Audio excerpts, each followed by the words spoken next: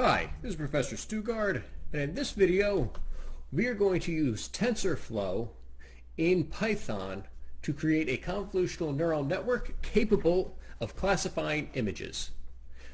Now, Tensorflow is kind of becoming the standard for a lot of machine learning applications. However, it is still not included in kind of the base package of Anaconda. So I can't just import Tensorflow normally like I would things like pandas and NumPy. I'm actually going to have to do just a little bit of extra work. So this is how we're going to do this. So here's our Anaconda documentation for installing Tensorflow. So we'll see down here that we need to, in the Windows Start menu, open the Anaconda command prompt. So on our Start menu, we open Anaconda, and we need the command prompt right here. So it'll look like this. Old school, this is how you had to basically do everything on a computer before Windows. You had to know where things were. And so we can see here, it says we're in the base Anaconda package. It should have your user. Now you will need to have administrator privileges to be able to install Tensorflow, so just make sure you have that. And then what we're going to do is we're going to basically use these first two lines. So we need to do the command conda. We need to create -n, and we're going to call this TF. That's going to be our abbreviation. And we need to install Tensorflow. Make sure you spell everything right. And you press enter. And so you're not going to have this message. I've already installed this once, but I want to walk you through the steps. So I'm going to do it all over again. So what we're doing now is it's going to create a TensorFlow environment for us to work in. And so, good. Again, yours will probably start working just like this, and it'll show you all the different parts that come with TensorFlow, which are all the things we're going to be using. Well, actually, we're not going to be using all of this, but it's all the things that are possible to use here in the different packages here. And so do we want to proceed? Y for yes, press enter, and preparing the transaction. Verifying the transaction. And again, this part might take just a little bit of time because it does have to download this whole big package, which is fairly large, and actually create a place for it. So right now it's good. It activated. Good. So we want to activate it now. So to activate this environment, which is what we want to do, we see right here, conda activate TF. So that's what we're going to type next, which also you see that's the next step here in the Anaconda documentation as well. So conda activate TF. We're going to press enter. So now it's activated. Now again, yours is going to take a long time. I had already pre-installed this package, so you're going to be sitting there for a few minutes while it installs everything, so it might look a little bit different. But now that I activated conda, you can see here that it went from base to now TF, which is what we called it. So now I have the TensorFlow environment active for what I want to do. Now, the nice part is, again, we're going to be able to use Anaconda now with TensorFlow and create our machine learning project. However, even though it includes a lot of base packages that we've used before, like say, like NumPy. We can see that NumPy is part of it, which is great. We're going to be using Keras a lot. And again, there's a few others. One of the things that's missing is there is no matplot. So we're going to have to actually do one more line if I want to be able to use the matplot library, and it's from this command prompt. So we need to do again, conda install, because again, we're installing it. So conda install, in this case, -c. All right. We're just installing the side package. And then conda -forge, like that, space, and the last one, matplotlib for the matplot library. And press enter. All right. And now again, collecting the package metadata, and it's going to install all of this for us. So good. Like I said, this is going to take you a little bit longer. I've already installed all of this, so I didn't have to re-download it. You will, so it might take a minute or two. The follow packages will be suspended. That's fine. Yes. Proceed. And good. We downloaded. It's downloading the packages we want, preparing, verifying, and executing. So again, this might take a minute or two, but perfect. Now we're down to the last step. Again, I'm still in TF down here, so we have a TensorFlow.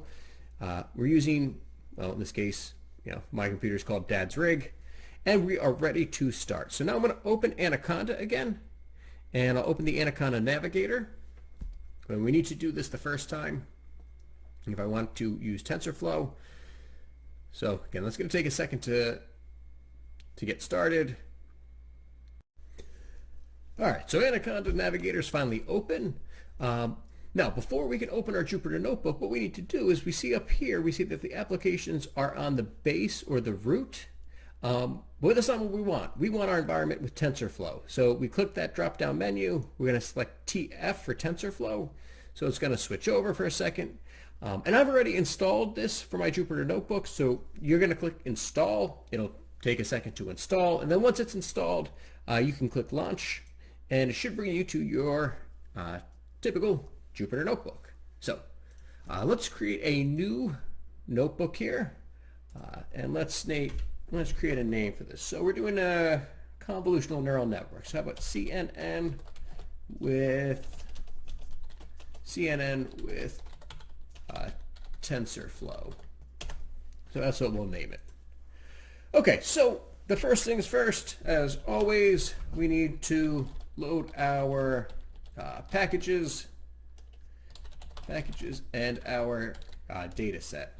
Now in this case, we're really just dealing with images, which are arrays of numbers. We don't really need to work with data frames here, so I don't think I'm going to install pandas this time. If I do end up needing it, I'll install it in that particular cell, but I don't think I'm going to use it. So I'm just going to start, and I'm going to import.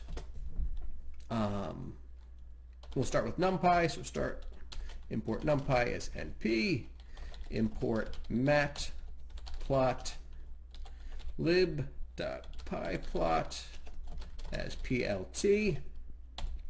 And if you run this cell and you get an error, you will have to go back to that command prompt and make sure that matplot library was loaded properly inside the TensorFlow environment we created. And then let's import TensorFlow itself, TensorFlow as TF. And then, let's see. And then from TensorFlow, let's pick the specific things that we need. So from TensorFlow .keras, so that's Keras. So again, TensorFlow.keras, so it's going to tell us the part that we want. We're going to import our data sets, our layers, and our models. So we're going to run that code. Again, it's going to take a second. Good. That all seemed to work. Now I need to actually get my, the nice part is in the data set we're going to be using, which is SciFar 10. It's already separated into testing and training data. So we can import that from the function included with that particular set. So what we're going to be using is the SciFar 10 data set. So let's actually take a look at what that's going to look like. So SciFar 10, the SciFar 10 data set. So the SciFar 10, and there's even SciFar 100, but we're looking at the SciFar 10. It's a data set that consists of 60,000 32 by 32 color images. So that means 32 pixels by 32 pixels. So fairly low resolution. And we have 10 classes where it's evenly distributed with 6,000 per class. And the 10 classes are right here. So this airplane, automobile, bird, cat, deer, dog, frog, horse, ship, and truck. And then the test batch has 1,000 randomly selected. So, or I'm sorry, 10,000. So that means there's 50,000 training, 10,000 test images that we're going to be using from this data set. Now, the way we're going to load all these into our environment is a little different because we need to actually separate the training images and labels from the test images and labels for the particular function that we're using to load the data. So in parentheses, so we're going to create our train images and our training labels. Train labels. Yeah, that's what I'm calling these two variables. You could change those names up, but this will make it easy for us to follow. Those are both in a parenthesis, then a comma, and then our second parenthesis will have our test underscore images and our test underscore labels. All right. So that'll be equals to, so those will be I'm creating 4 different variables here, right? 4 different objects. And yeah, we just need to group in parentheses for this particular function. And so that is going to be from the data sets that we imported, .cifar10, so CIFAR10, .load underscore data, and then a parentheses at the end. And we'll run that.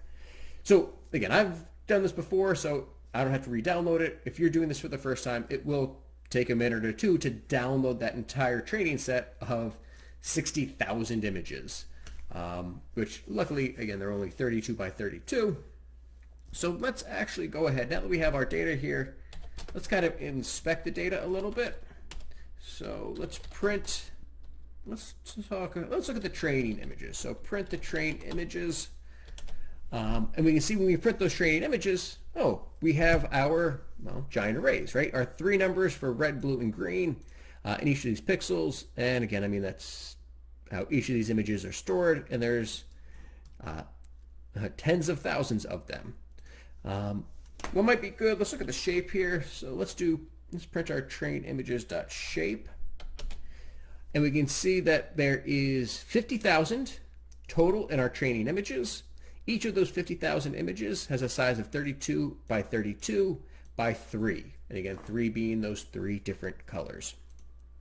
Now, if you notice though, again, you have a little issue here that I want to fix. They are stored up as those values from 0 to 255. I actually want it to be scaled down between 0 and 1. It is going to make the training go a little bit easier here. So I'm going to just clean it up. So what I'm going to do here is I'm going to normalize the data, which means basically scale from 0 to 1.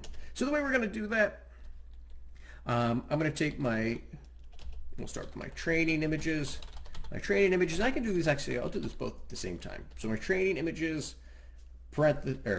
comma, my test images. I'm going to take both of the image sets and they are going to be equal to, so I'm going to take my trained images and divide it by 255. I'm going to do 255.0 just to make sure that the computer knows that I'm converting from that integer number, which is between 0 and 255, to a decimal number. And again, including that decimal sometimes helps with the conversions between integers and floats. So train images is first, and then test images divided by 255.0 comes second. So we'll run that code. Oh, almost forgot my underscore there. Try that again. Good, that seemed to work. And if I check again, good, everything's now stored as a decimal for me. That's what I want. And again, I'll keep my shape. Okay, so I normalized the data. I normalized my training images and my testing images here, which is good. And let's take a look at my labels. So let's print my train labels. Let's see what those look like. So those are 699911. So it looks like my labels are actually going to be numerical here. So again, there's those 10 labels for these 10 classes. You could go ahead if you really wanted to. You could create class names and create a whole vector with the names. But that's not necessarily going to be, that's not really necessary for what we're going to be doing. We can keep it as the numbers and it will train just fine. And the shape, so good. So the training labels, there's 50,000 of them. And again, they each only have the one variable, which is that one value, which designates its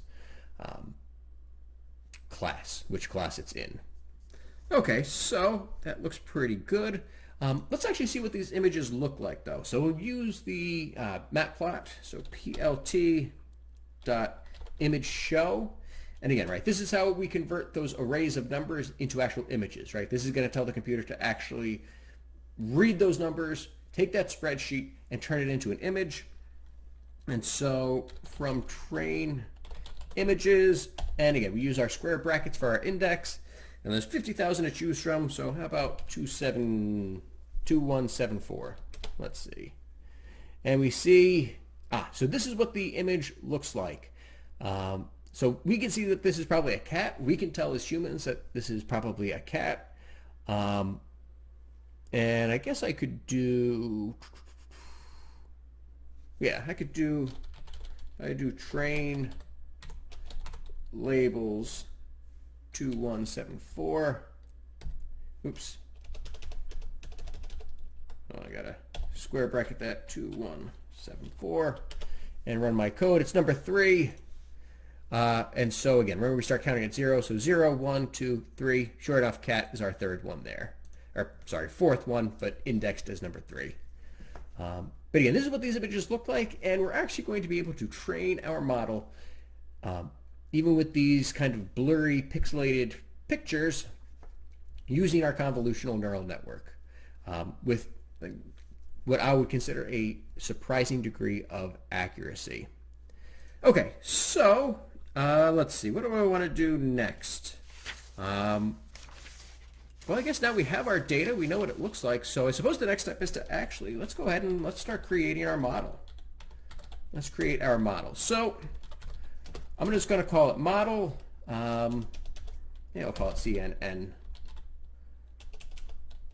underscore model. That's what I'll call it. And so we're going to take our from models, which we imported from the Tensorflow Keras, models dot, and we want the sequential. So again, we're going to be doing sequential steps of basically running through a convolutional filter activated with ReLU, and then we'll pool. And then we'll do another convolutional layer activated with ReLU, and then pool. So again, we're doing this all sequentially. Be careful. Now we're into the place where in this package there is some capitalization. So we do need to do sequential capitalize. So sequential, oh my goodness, I hope I spelled this right. I think that's right. So if not, it'll give me an error and I'll figure it out. But, all right. So it'll create my model. Let's run that. Okay, good. So that seemed to work. So now from our CNN model that we created, what I want to do is keep adding these layers. So I need to use the dot add, right? That's my function. So dot add, and then layers. So inside my parenthesis is layers, dot, and now I want to do a two-dimensional convolution because this is, well, the two-dimensional image. So again, we need to capitalize CONV to capital D. And that is the function that's going to, well, let us actually convolve this image. And there's a few different arguments that we actually want to supply here. There's a group of different arguments. So let's look that up real quick. So that is the TensorFlow convolve 2D. So again, Keras layers convolve 2D. And so we see here's all of the different arguments that we can supply to this function. Our filters, kernel size, strides, padding, and so on. So again, there's a bunch of things going on here. So the first thing I'm going to do is, let's do 32, comma, and then the next thing I need to do is in another set of parentheses, specify the size of my kernel. So I'm going to go with a 3x3 kernel. So again, 32, comma, and then in parentheses, another set of parentheses, 3x3, so that's my 3x3 kernel. And then I'm going to define my activation equal to, and now all lowercase, ReLU. So ReLU. And that'll be my first, basically do my first layer of convolution. So I'm going to convolve it, activate it with ReLU, and again, I'm picking, so we again look at the documentation here. So filter 32 and kernel size of a 3x3, and then I'm kind of skipping all these. I'll let it do the defaults, and then I just want to make sure that my activation here is switched to ReLU. So again, that's the documentation there. And then from CNN_model, again, I need to add and another layer, and this time from my layers, I'm going to add, instead of a convolution, I do my pooling. And again, we're going to use max pooling because that is basically the standard. So max pooling, and again, 2D because it is a 2D image. And we're going to pool a 2x2 grid. So again, this is basically where once we convolve the image, we're going to break it down into non-intersecting, non-overlapping 2x2 grids, which means 4 values, and then it's going to simply take the maximum value of those 4 that are in my 2x2 grid, and that becomes my new pixel. So let's see. So that'll work. And then basically, I'm going to do this same thing over again. I want to convolve and pool, convolve and pool, convolve and pool. So I'm actually going to take this code, and I'm going to copy it, add a new line, and I'm going to paste it. And in this case, I'm going to change the 32 to a 64. And then let's do it one more time. So I'll copy and paste. And so we'll do, again, convolve, activate with ReLU, pool. Convolve, activate with ReLU, pool. Convolve, activate with ReLU, pool. So we're doing this 3 times in a row. So we'll run that. And now let's take a look at what actually happens. So we can actually track what we did with our model using this package, which is what makes it really, really nice. So our CNN model dot, again, I can run now dot summary on that. So CNN_model dot summary. And did I spell something wrong? This model has not yet been built. Oh, I need to compile my model first. That is very, very, very silly. Okay, so we're going to skip that step for now. I'll be able to look up the history of what I did a little bit later. So let's actually prepare this for our neural network. So prepare for our artificial neural network, which means we're going to take our CNN model, CNN_model, and we're going to add, so again, we're adding our next layer that we need to add, so layers dot, and in this case, we need to flatten it. Remember, we need to take, and flatten is a function of itself. So again, we need to take our each of these images that's been convolved, and we've shrunk it down, and we'll be able to hopefully see through the history and the model summary how they've been shrunken down. But this is where I want to flatten it. So I'm going to flatten it into one long vector, and then I'm actually going to do 2 other things. So I'm going to take CNN_model dot add layers dot, and then capital for dense. I want to make it dense. 64 comma, and then my activation, again, we're activating this with ReLU in parentheses, and then one last time CNN model dot add layers dot dense, oops, layers dot dense, and let's just make it 10. Yeah, we'll actually get this down to, flattened it down to 10. So it'll make hopefully training a little bit easier. Oh, helps to spell things right. Model. Okay, good. So now we have our model flattened. Let's see. I wonder if I can actually take a look at what my CNN model looks like at this point. We have a sequential object. Good. Let's see if summary will work now. Summary. And the summary is okay. That's not going to tell me anything interesting. Yeah, that's not going to tell me anything interesting. Not yet. Okay. So now at this step, we can actually go ahead and nope. I go on to comment. Basically, now we've taken all of our images, we've convolved them, we've prepared them for our artificial neural network. So now I can actually train the model. That's what I want to do now. So what I need to do is actually compile this model. That's how we get this started. So model.compile. And we need to specify a few things. So, let's spell that right. Compile. So one of the things we need to do is pick our optimizer. And so I've been looking at these different things. So we'll look at Tensorflow, compile, oh, am I going to spell it right? And optimizer.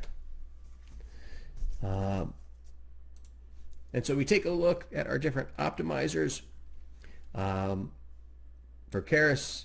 And so these are all the different algorithms we can choose. I don't particularly know. Let's pick one that looks easy though. Let's do the n-atom one. We'll see how that works. And again, this is one of those things where you can play around with it a bunch and see how it works. So our optimizer, let's pick n-atom. Optimizer equals, and then in our quotes, I think it was a capital. Let me just double check. Yeah, capital n-atom. And then we also need to specify our loss function. And so this is a little bit more complicated because I need to actually go back through the entire TensorFlow to figure out what my loss function is going to be. So let's do tf.keras. And again, in this case, we're expecting there to, even though I did make it dense, we're still expecting to have a bunch of zeros because remember the ReLU is going to take any negative value and just make it 0. So we're going to expect this to be kind of sparse. So let's use the sparse categorical. So capital S for sparse, capital E for categorical, capital C for cross, and capital E for entropy.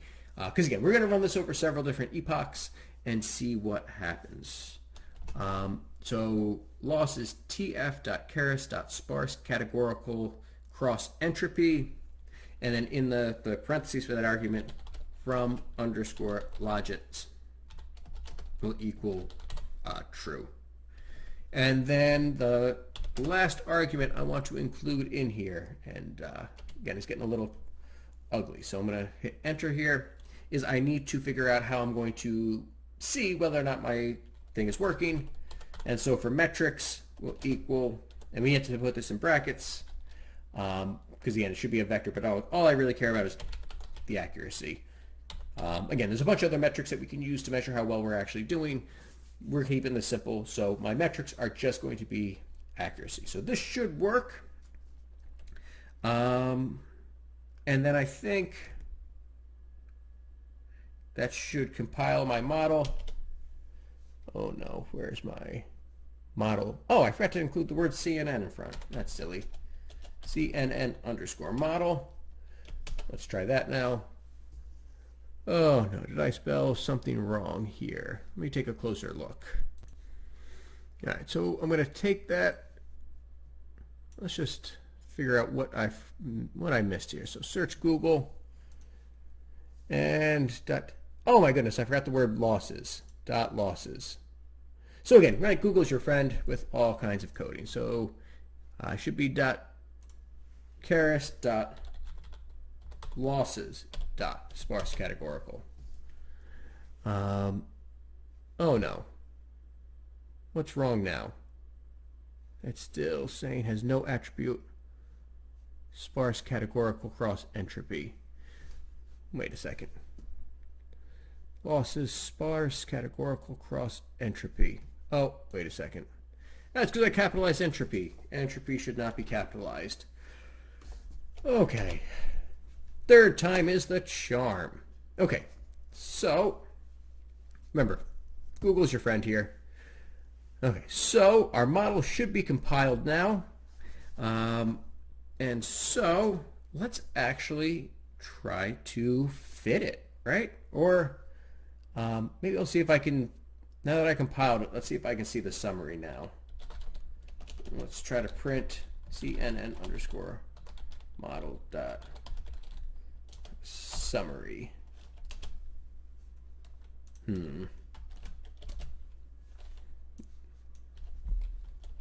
Why doesn't that want to work?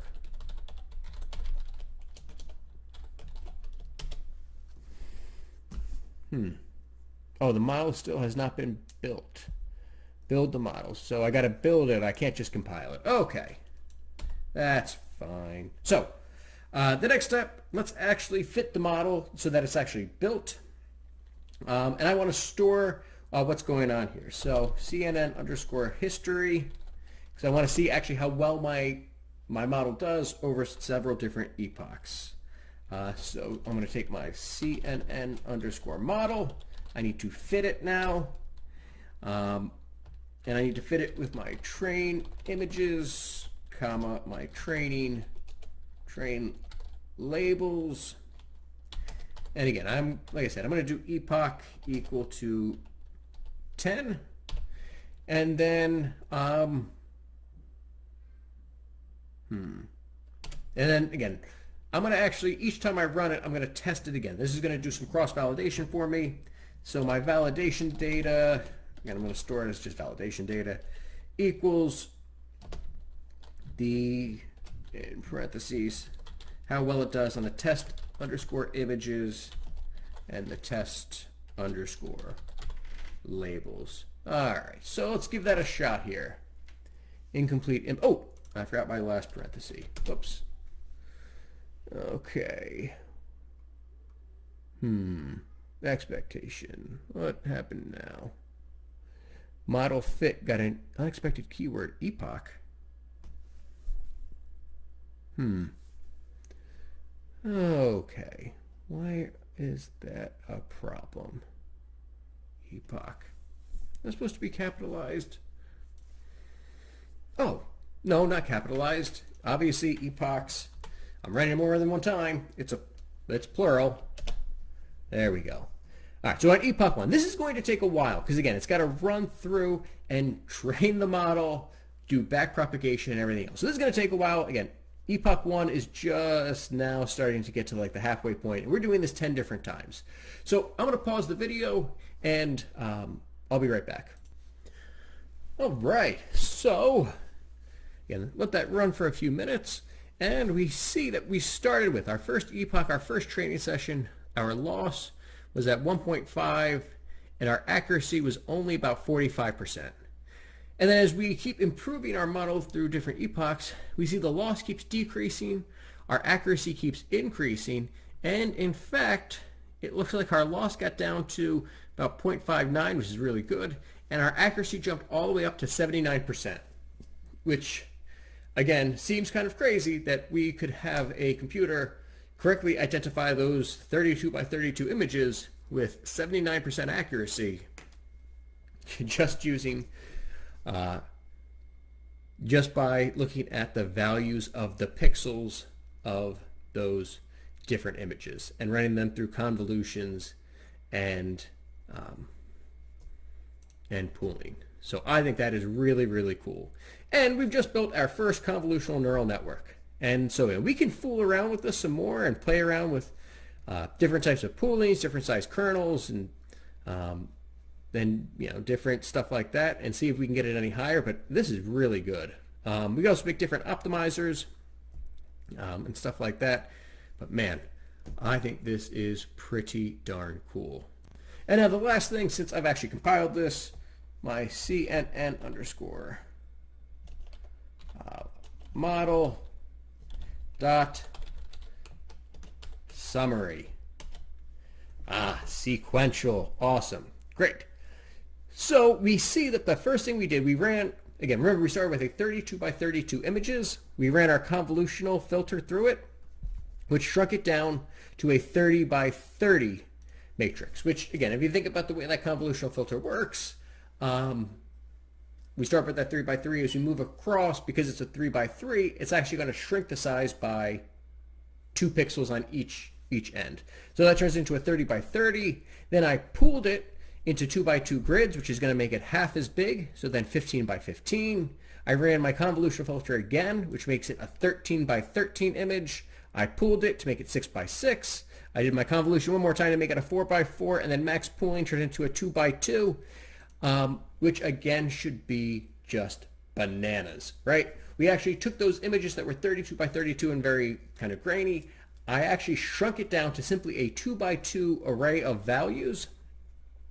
And then, 2 by 2 by 64. And then I flattened it. I made it dense. I made it dense with 64 outputs and then 10 outputs. And so basically I reduced every single image down to 10 values. And those 10 values that I was able to reduce every image to, those features, right? We can create our convolution feature map, then we pooled our features together. Those 10 values represent each of those images, and just with those 10 values, we were able to, through 10 different epochs, train our model to 79% accuracy, which, again, that is so cool, right? That's so cool. Oh, man. All right. Well, I hope you really enjoyed this because I enjoyed it, despite my several typos and having to look up things. But, well, that's how it goes in real life, too. All right. So I hope you enjoyed this. And as always, please take care of yourselves.